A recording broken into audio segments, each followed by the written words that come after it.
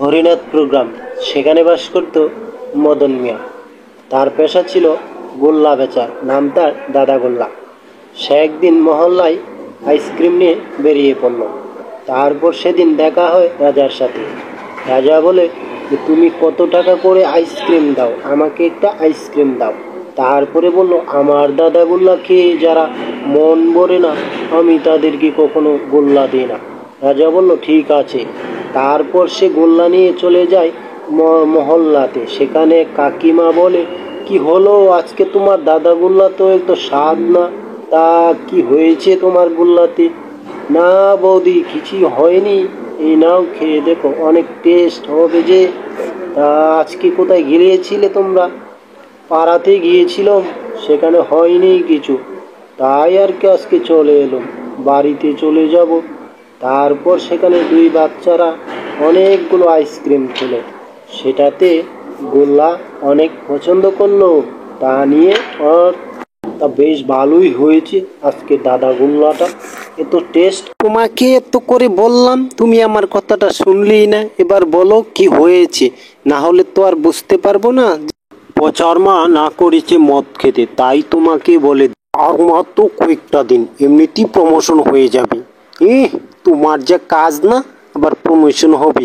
তোমাকে যা কাজ দিয়েছি সেটা মন দিয়ে করো, নহলে তোমার চাকরি যাবে, আমি বলে দিলাম। ঠিক আছে, তুমি যা বলো আমি সেটাই করি। এবারে মন্ত্রী মশাই বলেছে যে আমাকে নাকি প্রমোশন করিয়ে দেবে। তুমি যা কাজ করো সেটা দিয়ে আবার প্রমোশন করার ডেমও পাবে না, আমি যাক বাবা, এবার যেহেতু বেরিয়েই পড়ি, আমি অন্য একটা গ্রামে গিয়ে দেখি যদি কিছু কাজ পাই, না হলে কি সংসারটা চলবে।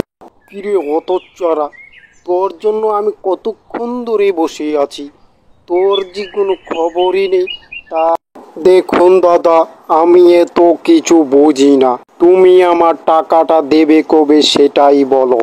আব্বে মশাই, তোমার জন্য আমি কতক্ষণ ধরে যে দাঁড়িয়ে আছি সেটা তুমি জানো। হ্যাঁ, তোমার জমি আমি তোমাকে ফেরত। তারপরে তারা তিন বন্ধু মিলে এক বাজারে চা খেতে বসলো। সে বলল যে, আমরা কতদিন পর একসঙ্গে হয়েছি, তাই না? তা তোরা কি করিস? আমি বেশ ভালোই আছি। এবং ভুতুরে সব জায়গা যেখানে তারা কোনোদিনই সেফ ছিল না। তারপরে বলে যে, আমরা এইখান থেকে চলে যেতে হবে, না হলে ওরা আমাদেরকে মেরে ফেলবে। সে কথা বলে তারা ওখান থেকে চলে যায়। জলিমা ও সেই ভূত একসাথে দেখা হয়। তারপর তাদের মধ্যে কথা কাটাকাটি হয়।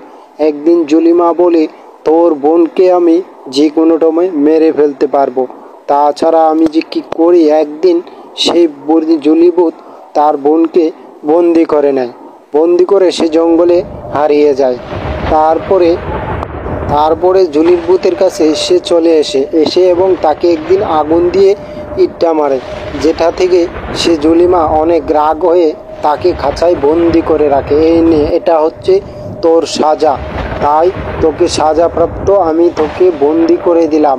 এবং দুই বোনকে বন্দি করে একসাথে রেখে জলিমা ওখান থেকে চলে যায় অনেক দূরে, যেখানে তাকে আর কেউ ধরতে পারবে না। তারা দুই বোন এখন বৃষ্টিতে ভরপুর।